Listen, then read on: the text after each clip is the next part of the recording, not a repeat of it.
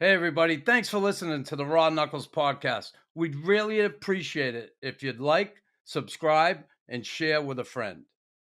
When I stepped on the ice, I never backed down, and I never stayed down. And I was vicious, and I was malicious, and I don't care. He's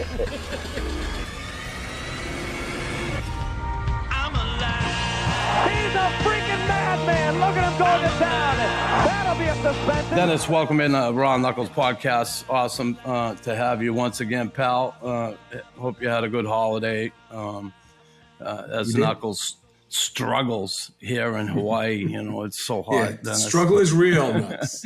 It rains like it's Vancouver and Los Angeles. It's raining. I've never been away in the wintertime, right? Because the radio show, I always had to go in the summer, right? Mm-hmm. So to be here in the middle of the winter, leaving the snow and coming here, that was awesome. So you're a smart man. It's awesome to be here. But anyway, following the hockey and following the Habs. Listen, God, and we talked about the schedule earlier in the year, going through the holidays there, just a horrendous road schedule. It's such a bad time to be on the road for the Habs. They always do it, and they always just get slammed. They lose 7 in a row. They end up winning their last one at home, which is awesome. This month coming up is really good for them. But that last road trip, they got to fix something there. All right, let me give you the numbers. 4, 4, 7, 9, 6, 4, 4. They've given up 38 goals in the last 7 games. That's crazy. Almost 5.5 goals a game. You're going to lose 7 in a row, although they didn't win the last game. You're going to lose. It's as simple as that. There's not enough there's not enough proven defensive talent on this team, and there's probably less attention to detail. You're not doing the little thing. It's not just our players aren't good enough.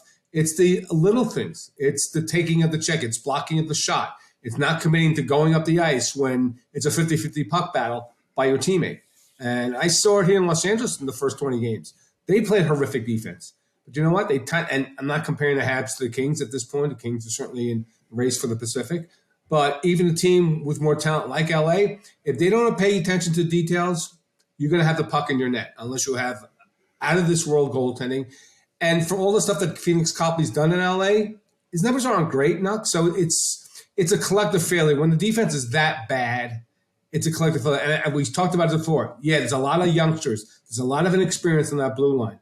But you have to tighten up your game. You have to be committed to playing defense and the penalty kill as well, and how you sell the penalty kill. I talked to Rob Blake about it here in Los Angeles on Saturday. Take less penalties.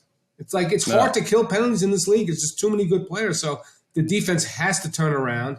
But you saw the relief on Marty St. Louis' face when they won that game against St. Louis. He was really relieved because it wasn't a good stretch. But I'll compliment the Habs fans for one thing. I think they've been more patient than I expected because I expected to be kind of like this. Like near the bottom of the league, not good defensively. They don't really put a lot of shots on the net, even though they have skilled players. So I applaud the Habs fans for having more patience and understanding where this team really is right now with respect to their development. Well, I had them in the bottom third of the league, and here they are, the bottom third. And, I think a lot of people are starting to think now, maybe Connor Bedard, maybe. But, God, I don't see them being as bad as the Blackhawks are. I mean, I don't think they'll ever catch the Blackhawks as far as bad this season. But, listen, looking at, the early going in this season, and when Marty St. Louis came in here, and, the early part of the season, they looked really good. They looked like an exciting team to watch. We talked about it. They were. And now we're starting to settle into what an NHL season is all about. One thing they've always struggled with since he's gotten here is the defensive part of the game. He was trying to bring some offense here to this team. And you got some guys that can play that style and produce, and others that if they play that style of game, they're going to get burnt, and the puck's going to end up in the net. I think that's part of the problem. I would like to see them collectively as a group play a system, a more defensive-minded system now, just to be able to stay in the game and win, win some games and feed off those turnovers, clog that neutral zone up. I know. Listen. I know a lot of people. Oh, the trap. But that'd be a perfect thing for this team. I'm telling you right now. What do you think? Well, look, I think the difference is that they're playing to score goals. They're not playing to win. It's two different types of games. They have to start playing to win, and it means at some point there are more 3-2 games that you're going to be playing, that you have to shut down teams defensively. Like, it's fun to score. Like, it doesn't take that much work. It takes more work to block a shot, to take a hit on the board, to take a big hit, to get the puck to your teammate, to clear the zone. It's the details of the game that have to improve. That's what you find, because there's a lot of parity in this league, and we talk about parity all the time, and there is talent on this team. It's the overall commitment to playing the right way defensively, not blowing the zone when you think it's a 50-50 puck and the opposition gets it and it's a 2-on-1 the other way. I think it's the details of their game that really need to improve. And if they improve on that in the second half, then you won't see a situation where they're giving almost 5.5 goals a game. All right. What does this management team do? Ken Hughes, Jeff Gorton, they look at this. Look, they got some players that probably won't be a lot of trade talk with Monahan, Anderson, Edmondson. Mm-hmm. And then you have some dead weight on the salary cap here, looking at Yoel Armia, Drew in. I know he's unrestricted next year. He's done after the season. Mm-hmm. But what can they do with guys like that at this point? Are they able to package them with someone else and move them out of here? No, because, boy, I just don't see. Yeah. I mean, Druin doesn't have a goal this season. He got 8 assists, and okay, they moved him at center.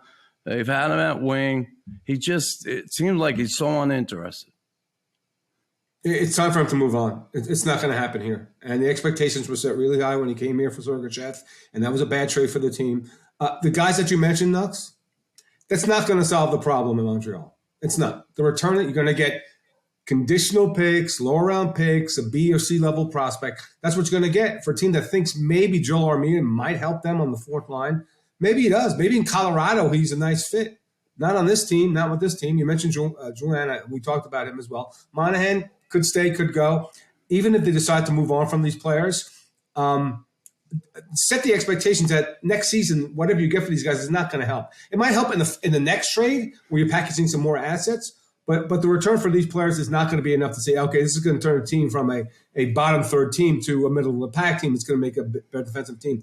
It's the trades, it's the signings in the offseason, Nux, that by Gordon and Hughes that are going to make this team better. So I would not see, okay, hey, there was this great trade and we got back 2 prospects. Unless they do some great scouting and they find these 2 prospects that nobody's heard about that helps this team next season, I don't see it the trade deadline, even if they make the moves. Because first of all, there has to be interest in those players. And maybe there is from these guys, but it's not going to – it's not trading for Naz Kadri like Colorado did. Like, those guys are not going to get it. It's not going to get home. What it's going to do is it's going to create roster space for the next generation of Habs, right? Because these guys they for one reason or another haven't produced. Monahan's been better, but you mentioned Armia and Julian. Those are 2 forward roster spots that'll be up for grabs in the in next preseason and beyond. All right, injuries and Galley's out, and the way he's played the game over the years, this is finally catching up to him. He's out again. Yeah. Matheson, man, they go out and get this guy he had injuries when he was in Pittsburgh, and it seemed like one after another. Here he is, only 10 games this season. I don't know what's going on there, but Gallagher, no movement clause in his contract, no trade clause. Mm-hmm. They got him till 26, 27. What? Listen, I would love to see this guy stay here to the end of his career. Yeah. And all that, but what can you do with a guy like this at this point? You can't. It'd be tough to move, no? Nothing. You can't do anything because first of all, he has to agree to move. Yeah, and so that means you're not going to trade him to Arizona or I don't know, Chicago. Chicago might be a great place to play. He might want to play there, but this is a heart and soul guy who grew up here. So why would he want to move? That's why you put them in there. And maybe they got a deal on they got a better rate on his deal because they put in a no movement clause because he wanted to be here. He believed in the franchise. That's a conversation you have to have with Brendan Gallagher because right now his trade value, again, who wants to trade for a player with that term, with that price, who's injured a lot? No one. You're stuck with him. You just hope at some point. And some of the injuries are bad luck. I don't think there's anything structurally. It's like he's a smaller guy who plays with his heart and soul. That's a guy you want on the team. I think you're going to have to accept and swallow the fact that he's not a top 6 guy anymore. If he comes back and he's healthy, he's a middle 6 guy. Yeah. But if he's a guy in the room who's going to help you win, I really do believe in that player. It's just his effectiveness, his price tag isn't going to match his productivity unless he can go through an entire season totally healthy, like a Jeff Skinner who finally got healthy. Is playing with a better team now, but with Gallagher, they're stuck with that contract. Like this guy, I'm not saying he's not movable because I never want to say never. But if you're a contending team, would you like him on your team? Yeah. If he plays 30 games, you don't want that because then you have to go get another player to replace that player. It's a tough situation because I like the player a lot. I think he'd be part of a winning scheme here in Montreal another time around. But it's just not happening for him right now. But again, he's a level. When you have a bad team, Knox, all your assets are depressed. It's like the stock market. Like when the stock market goes down, all the prices go low, and you're going to be selling low on all these guys, even if there's a market. And for Brendan Gallagher, because of his injuries, if he was healthy, you'd want him on a team. If he was healthy and you didn't want him and thought he wasn't part of the future, a team would be interested. But at this point, given all the injuries, he's just stuck in place in Montreal right now. All right, goaltender situation. Allen hurt day to day. You got Primo come up with multiple. But moving forward, and listen, these guys, these goaltenders, they're good for now. I'm not sure about Primo in the future, what's going to happen with him. Do they look in this draft? Because there's a couple good goalies, right? Habral and Brannigan, right? Two guys that are really high in the draft here. One, they're looking at maybe going in the first round, Michael Rabal. Yeah. Do you think the Habs make a play on a goalie come draft time? In the first round, that's how often? Not in the first round. Not in the first round. No, well, the first round. I think what you see, Nux, is a situation where you didn't need depth because of Carey Price. So you never really drafted to it, never used assets for it. And then Carey wound up, not playing anymore. And now you have the situation where there was really no pipeline except for Primo, and maybe he's the guy. But should they take a flyer on a mid-level round pick on a goaltender? Of course they should, from a depth situation. Not just if you find the next Carey Price, you have to worry about goalies for the next 7 years. That's great. That's not the case anymore, Knox. It really isn't. Look at Linus Ullmark. He was in Buffalo, and now he's 21-1-1. Like, you don't know. You need. I would go get the draft capital, but there is a carousel every offseason. That's a good news for goaltending. Better news than the other parts of their game is that, look, Darcy Kemper won a cup, and he was let go. And he has, I think, 5 shutouts in Washington. So there'll be opportunity in the offseason to pick up a goaltender through trade or even more through free agencies. It's a really unique time for goaltenders because there's so much ebb and flow. Like Connor Hellebuyck last season was bad. He wasn't good. Yeah. Now, they might win the division because of him in Winnipeg. Yeah, it's a lot of bounce back. There's reclamation. Like, what happens with Mackenzie Blackwood? Did they move on from him in New Jersey? Maybe that's an option. So there will be options in the goaltending market for the Habs. You see it over and over again. The guys bounce back. They hook on with different teams, and it works. But Nux, if they're going to play like defense in front of that goaltender or any goaltender like they have been playing him, it doesn't matter. You can get Shesterkin. Right. If you're going to give up that many chances and shots, even that guy wouldn't be able to stop him. So it's a collective thing. But yes, they should spend some draft capital on a goaltender. They should play in the market for a goaltender because they do need organizational depth. Even Caden Primo is eventually the guy in Montreal in the net. All right, Dennis, bounce around the league quick here. The Eastern Conference in the Met. Carolina at top. Jersey still pushing it. But what do you think in that division? Eastern. Metropolitan. I still like Carolina, and that was a big win for the Devils against the Rangers on Saturday. Down 3-1 in the third, rally, winning overtime. Damon Severson. This race, I think there'll be a little distance because I still like Carolina, even though they've lost a couple of games that they really pounded on Columbus. They pounded on Nashville. They put 66 shots on Saros, and they couldn't win the game. Still like them, but this is going to be a competitive division. Knox. Here's the issue with the Metro. there's 6 good teams. Yeah. 3 get the seed, the automatic qualifiers, and 2 make the wild card. 1 really good team. And right now it looks like Pittsburgh, because of their injuries, they missed Jari. Maybe they're on the outside looking in. So it's going to be – I still like Carolina in the Metro, but 1 really good team. And the way Washington's playing, and now they get Backstrom and Wilson back, they're going to be in the mix. There's going to be a lot of really good teams. It's going to be really interesting. The Caps are there, right? They climbed out of that mess they were in. Yeah. Ovi carried them. They were coached very well by Lavi. So it's going to be the most interesting division without a question, because even though I like the Hurricanes, you could have 2 or 3 teams in the race going down the stretch and even into the last couple of weeks of the season. All right, the Atlantic, Boston up top, Toronto. No. Listen, Boston, we talked about earlier, they're going to be able to keep up that pace. It's unbelievable what they're doing. It's like guaranteed win every night almost. No, I think at game 40, they haven't lost back-to-back games this season. That's crazy. Incredible. They're on pace for 136 points. If they play 500 hockey, they'll be a 112-point team and probably win the President's Trophy. I saw them against the Kings last week. They're fast. They're smart. They don't beat themselves. When they need a goal, they get it. They're getting great goaltending. This is a team that's well coached, that doesn't beat themselves, doesn't take a ton of penalties, and when they do, they kill them. It's been an incredible ride. I don't know where it ends, to be honest with you. It should have ended by now, Nux. They shouldn't be this good through 40 games. But unless they get a rash of injuries or something like that, and remember, they started out without Marchand, they started without McAvoy. It's been great. My concern about this team, Nux, is can Krejci and Bergeron at 36 and 37 years old stay healthy down the stretch? That's the key. Yeah. So if I get this big lead going to the last 20 games, I'm really, really watching these guys, Tom, on ice. I don't want them to get hurt for the postseason. Yeah, get them healthy for the playoffs. They're looking good, though, boy. How about the Central? Dallas, Winnipeg up top. Mini, still in the hunt. Colorado hurt. But what do you think there? Well, Colorado's got to start winning games. I know, look, they have a ton of guys out. I get it. I understand it. That's the reason they're not in first place. But at some point, you got to start winning games. And they had a nice win against Edmonton over the weekend to come back down to 2-0, rally for 2 goals in the third. But they're playing a little over 500 hockey. The team I'm worried about in the Central is St. Louis. They're so streaky. They're 5-3-2, and even Nashville. Nashville woke up, won 3 straight. Now they're in the conversation. This is the division they'll be up for grabs. I do like Dallas. They have a lot of scoring talent. They're getting good enough defense. But this is another division, Nux, that you could have 3 teams in the race in the last week.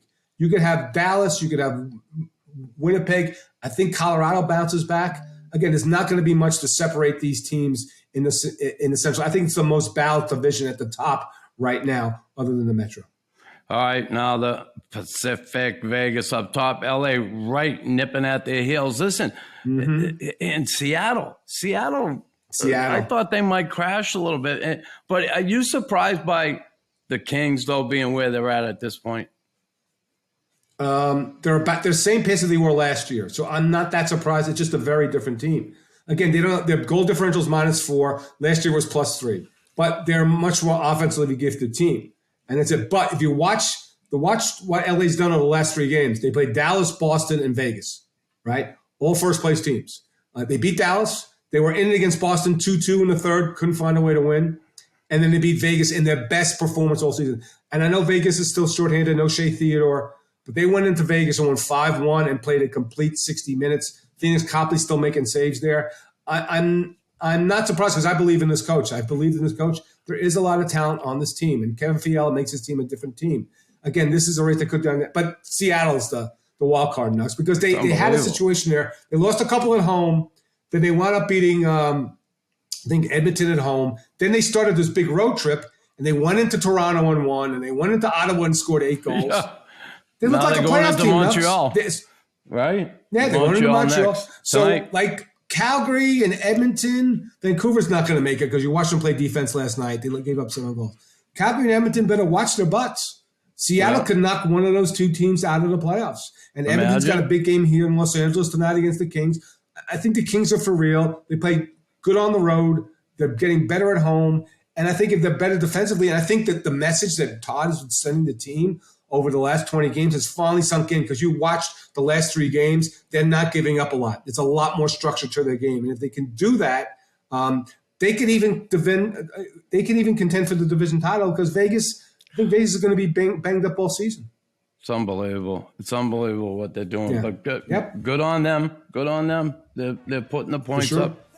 Good stuff. Hey, Dennis, thanks, buddy. Thanks for taking the time once again, and we'll talk again next week, bud. Always great being on Raw Knuckles with Nux. Thanks for the time. Appreciate it. All right, Dennis.